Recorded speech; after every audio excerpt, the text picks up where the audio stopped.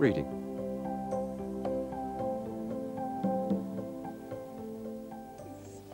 If you want your child to read early, the single most important piece of advice is to read to her every single day, from 6 months on.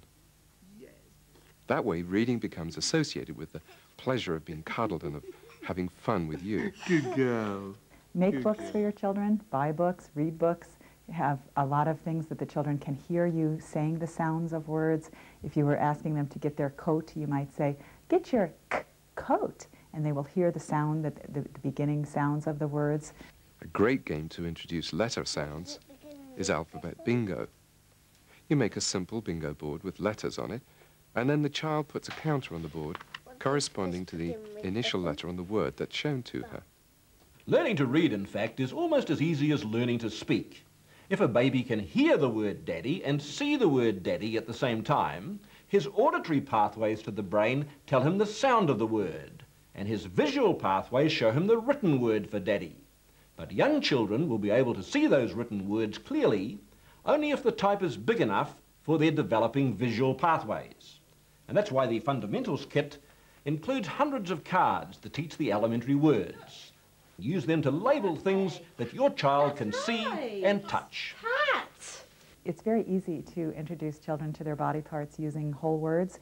We would just show them the words. This says nose, and then we might make a game of it. Can you show me your nose? And we would have them touch their nose, or we would touch their nose. You can use these big noun cards even with children who are only just beginning to talk, because we need to remember that young children can take in and understand much more than they can verbalize.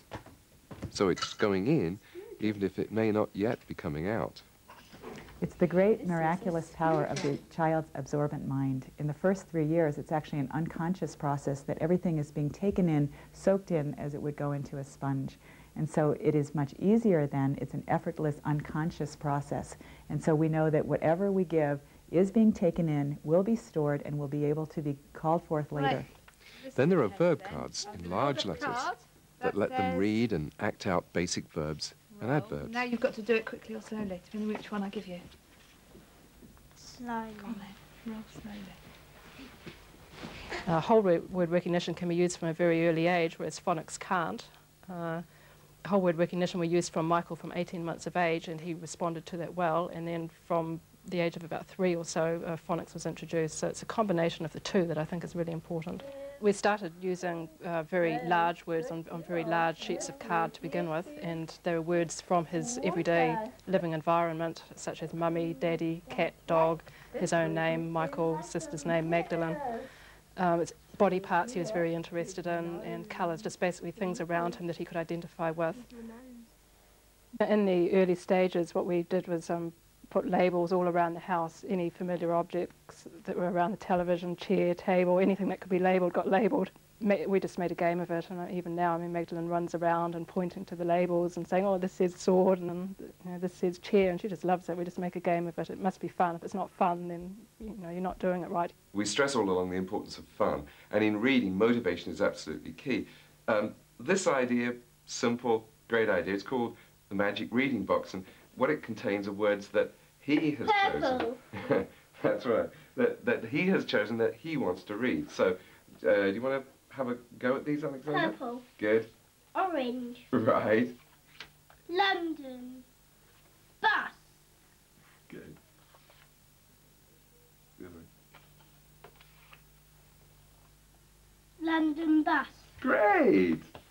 And this mother is playing Magic Blackboard. She's chosen a new word which she knows will appear in a book that she will read later that day. You figured it out, didn't you? Because we only had win before, W-I-N, win. And now you know W-I-N-D-O-W is window. Well done.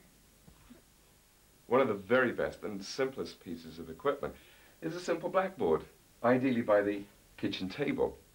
I mean, the sort of games I've been playing with Alexander are, you say, what does that word say, Alexander? Great. Oh, great. Now, if I was to change this here and put a T there. Train. Great. Great. And now I'm going to change it again and put a G there. Grain. Great, Alexander. Well done. And one more. Rain. Well, yes, absolutely, yes, that's his rain by itself. That's great. Well done. There's a set of phonic words in your fundamentals program. We provide lots of games that you can play, from simple games like Snap. Mat. Bit. Bit. Brilliant. Well, we could really have some fun with this one, Grace. What do you think might make some sentences? My dog loves bones. That's right. Now, what does that say now? My dog loves friends for dinner. The words we provide in fundamentals will teach your child not only the skill of phonics, but the 600-odd words that make up about 2/3 of the words that he or she will encounter in books up to the age of 8. So it's a truly motivating start to reading. And there's dozens of actual games on the activity cards, from Treasure Hunt, where he reads clues on cards around the house. The next one is under the television. To word jigsaws, which also teach spelling. Fridge with a.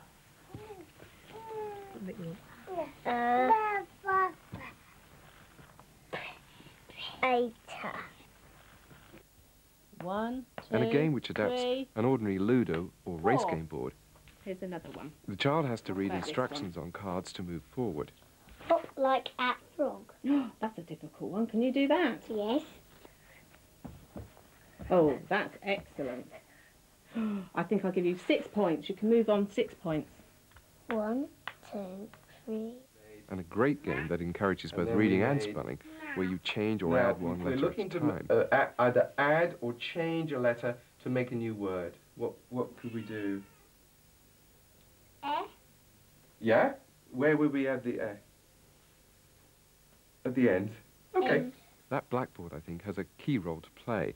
It becomes so natural to play word games spontaneously at mealtimes, and to use it for messages that encourage reading to happen naturally. You can ride a bicycle. Great. Well done. Does it matter if your child reads early? I think so, because she can then switch from learning to read to reading to learn, and that's a milestone in becoming an independent learner. It also, of course, provides her with an early taste of success at school, and that's motivating. Reading is important, but the rule, as with the whole of your child's development, is keep it fun. If you introduce even the hint of pressure, then you do risk damaging your child's love of learning, and the whole aim is to foster and extend that inherent love of learning that children have. And that's one of the reasons we stress so much the need to keep varying activities throughout the day. I think it would be a crime to force children to learn to read or write or do anything if they don't want to do it. I also think it would be a crime to withhold it from them and to keep them from the opportunity to learn these things by not even offering it to them. I think that the key is balance, that you have a time during your day that you sit down and you read and you write and you have your more academic subjects. There's also a very big time of the day that the child has free play. Our belief is that a well-constructed word game, for example, is as much fun as mud pies. It's not an either-or. Children need both types of game. I think it's also important to realise that every child is an individual and develops at one's own pace. The key to writing is to develop what's called fine motor skills, where children learn to grip, scribble, paint. In other words, to control their hands and make them do what they want.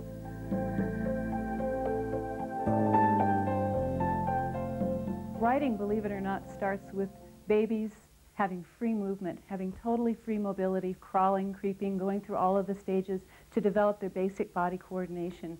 So you start with gross motor coordination and you begin to refine that coordination, where children work with all kinds of activities where they need to use their hands, starting from just to grasp with their whole palm, developing finger grasps on down to what we call the pincher grip, that actually is more of a direct preparation for writing. A lot of that pre-writing activity starts between the first and second birthdays, with children playing with pegboards, playing with clothes pegs too, and puzzles with big knobs first. Children of 1 year of age love to use their hands. The hand is actually the key to the intellect, and so what they do with their fingers will be transferred to the brain. It's important for them to develop what is known as the pincher grip, using the fingers and the thumb to pick up small objects. So any lesson or activity, a toy, something that we can buy as parents and place in our home for them to be able to use this grasp to develop, it's all preparation of the hand for writing. Stringing the beads is an important part because it's, again, it's the hand grasp of holding and using the eye-hand coordination to put that bead onto the string. Pouring marbles or rice is also an excellent pre-writing activity for confidence and finger control. Pouring water comes next, without spilling it. To use a funnel, all kinds of variations on pouring.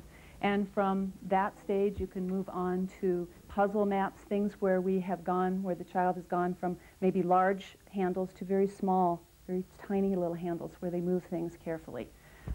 Then we go into more of a direct preparation for writing with what Maria Montessori called metal insets. And they're geometric shapes made out of metal. The child, this is the first time perhaps he's ever held a pencil. And he'll pick that up and he'll trace the shape, whether it be a circle or a square or a triangle.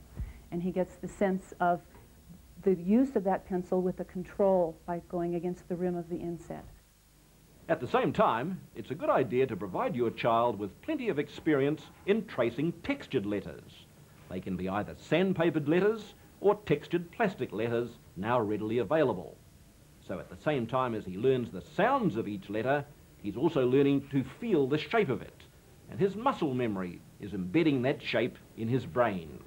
Of the dozens of practical writing suggestions in the program, one of the simplest is how to help a child who might be confusing letters, like confusing a B with a P. All you do is pin up a sheet of paper on the wall and stand your child in front of it with a thick felt-tip pen. You kneel behind him and trace the letter B on his back with your index finger, with very large writing. Tell him that the letter B says B. First down for the bat and round for the ball. Repeat it and get him to write it on the poster several times. And children like the triple letter game, where you make the letters and the child goes over them in different colours. And once your child can form the letters, he'll look for reasons to write. Writing letters to friends and relatives and of stories is important. What's that one? No. No.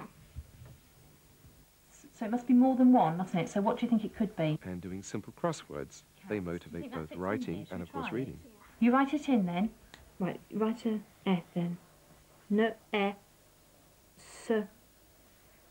And you've done the T, haven't you?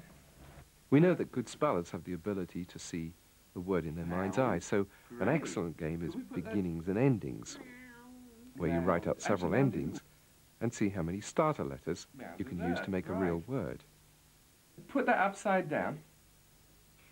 Wow. Yes, but you see, that's interesting because sometimes they look the same, but they sound different because that's wound. You know, like if you have a sword fight and you have a wound. That looks like wow. Well, actually, that's both. You can have it wound round something like a ball of wool, but it also is wound. That's a wound. That's a wound, yeah.